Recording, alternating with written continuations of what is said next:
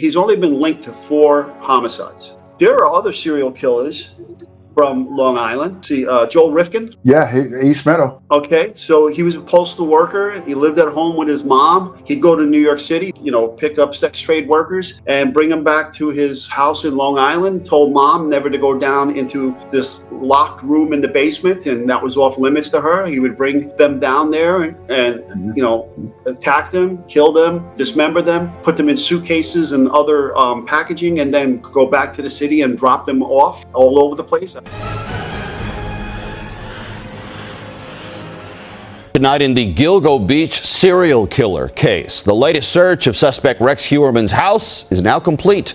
The Suffolk County DA says his investigators left the scene last night, meaning the search lasted 6 days. It's never enough. You never know what's going to stick, what's not going to stick. You never know what's going to get suppressed. You never know how this is going to turn out until you're in the trial and you're in the hearings and the judge is making ruling, okay? You never know what's important to the jury, okay? What they may seem as important may be much different than what the prosecutor sees as important. You want to do as thorough job as possible. You dot your I's, you cross the T's, you leave no stone unturned. I don't know how else you could live with yourself if you walk away from a scene knowing that you left additional evidence behind because you made a determination that you got enough. An attorney for Heuermann's daughter says it appears the home's basement was the focus of the search.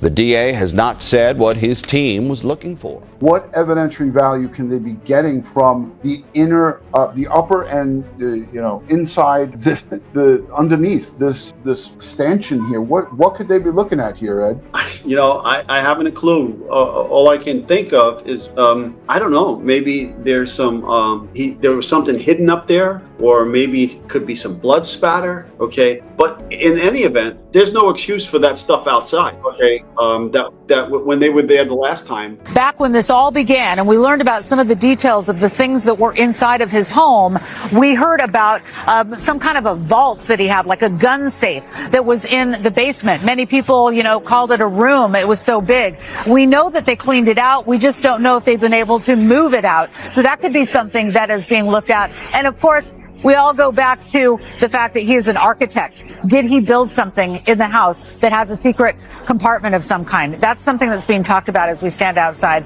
tonight. I don't know. Maybe they have information that he's hidden stuff in odd locations, like maybe the socket of that porch overhang. We see him photographing things that were removed that are down on the ground. He's putting markers. That tech was putting a marker down there, I guess, for size and so forth. Instructing pieces to be pulled out of the eaves here. It's just bizarre, bad construction practices. That's not what they're there for, but I appreciate the humor.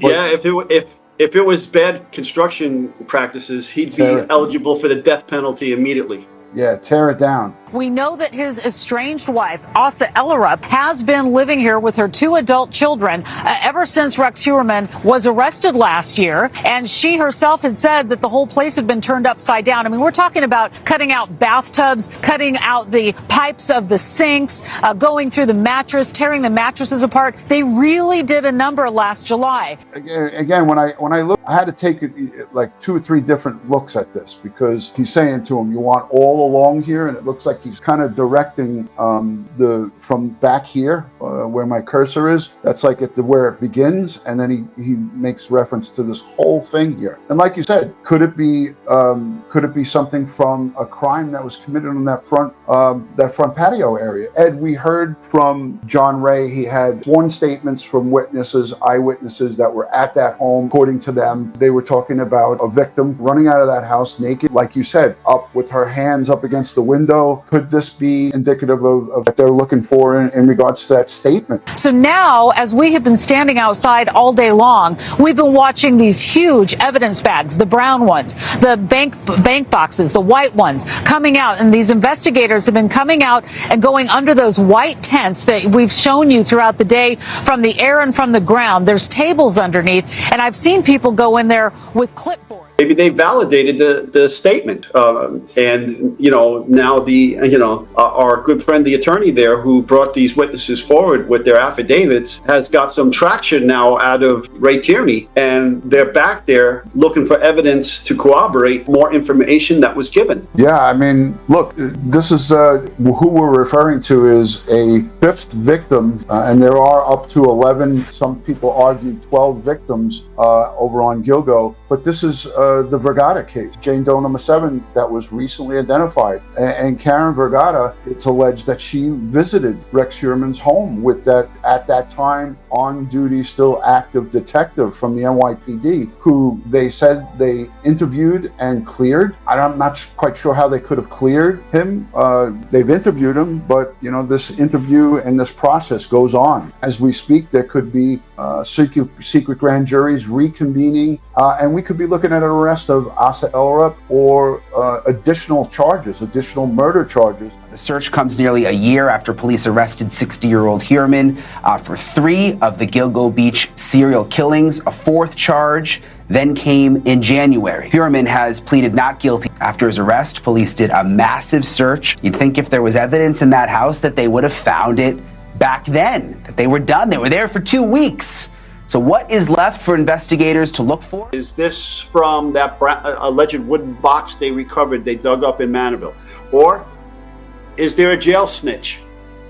Did the jail snitch record Rex saying something that are bringing them back to the house? Who knows exactly why they're there, except for those people that are there? We're not privy to this information, and we're only speculating at this point. You could see they're pulling these boxes out of the house because they were probably piled up in there and in the way of what they were trying to do. And these are the boxes that were returned to the family after the evidence that was in that box was originally looked at by the crime lab folks and everybody involved in the Gilgo Beach investigation, and then returned back to the family. It's just amazing that there could be that much evidence and evidentiary value. But we saw them in that backyard digging extensively in that backyard over the summer, and who knows what else. Can you get a good look at that? Could be a 2-drawer dresser. Yeah, so they are walking this out of the Rex Heuermann's home. How you would remove that from the house? No. Well, first of all, you wouldn't have left the human remains in there if that's the way they're carrying it out of the house. Those would have been removed because obviously the remains are the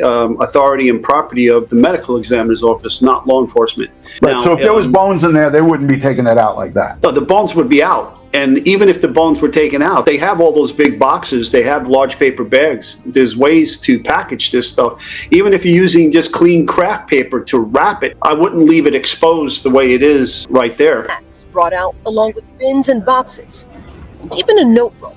Some of the many items. Yeah, I mean, this could be papers. This could be things that he documented some of his craft with. But they're taking out a lot of stuff, and they're doing it again today. Ron, they may also be taking back things they gave back, and right. not realizing their evidential value the first go around, and they returned it to the family, and then all of a sudden new pieces of evidence show up, new information show up, and they said, "Oh shit, we got to go back there and get that stuff." We shouldn't have returned that to him. That's something that most people don't think about, Ed, but there could have been an oops moment. I really feel strongly that the search out in Manorville brought them back here. As we do investigations, one door leads to another. You walk down a hallway and there's door on the left, door on the right, you open it up. So there could be a potential for a very wide variety of different reasons why they're back there and what they're getting.